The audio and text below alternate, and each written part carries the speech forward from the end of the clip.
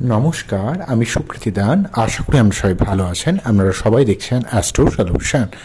আজকে আমি আলোচনা করব যে আপনার জীবনে যে প্রকৃত প্রেম কি আপনার অধরাই রয়ে যাচ্ছে, বা আপনার জীবনে প্রেম কি শ্যুট করছে না। আপনার জীবনে হাজারবার চেষ্টা করলেও প্রেমের সম্পর্ক যেন কীভাবে যেন তৈরি হচ্ছে না, বা আপনার জীবনে অনেকে আপনাকে ঠকিয়ে চলে যাচ্ছে, বা আপনারা যারা বিবাহিত রয়েছেন বিবাহিত জীবনে সম্পর্ক সংক্রান্ত হাজারো সমস্যা ক্রিয়েট করছে।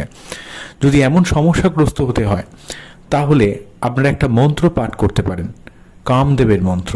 যেই মন্ত্রটা আপনার জীবনে সার্বিক প্রেম, রোম্যান্টিকতা, ফিজিক্যাল ইন্টিমেসির দিক থেকে বা ফিজিক্যাল সম্পর্কের দিক থেকে আপনাকে অনেকটা হেল্প করবে। তাই এই মন্ত্রটা আমরা অবশ্যই পাঠ করুন।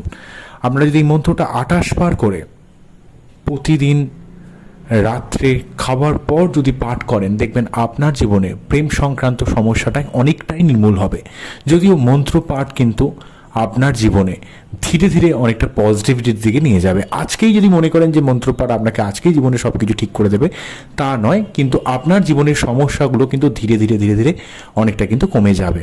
মন্ত্রটা হলো ওং কামদেবায় বিদ্মহে পুষ্পবানায় ধীমহে তন্নঃ আনঙ্গা প্রচোদয়াৎ। ওং কামদেবায় বিদ্মহে পুষ্পবানায় ধীমহে তন্নঃ আনঙ্গা প্রচোদয়াৎ। ওং কামদেবায় বিদ্মহে পুষ্পবানায় ধীমহে তন্নঃ আনঙ্গা প্রচোদয়াৎ। এই মন্ত্রটা অবশ্যই পাঠ করবেন 28 বার। দেখবেন আপনার জীবনে প্রেম সংক্রান্ত অনেক সমস্যা বা রিলেশন সংক্রান্ত অনেক সমস্যার কিন্তু নিষ্পত্তি হবে। ছেলে মেয়ে উভয়ই কিন্তু পাঠ করতে পারেন। আপনাদের জীবনে প্রেম, ভালোবাসা, রিলেশনশিপ, যারা অলরেডি বিবাহিত রয়েছেন তারা অলরেডি নিজেদের সম্পর্কের জায়গাটা যেন কোথাও দৃঢ় নয়,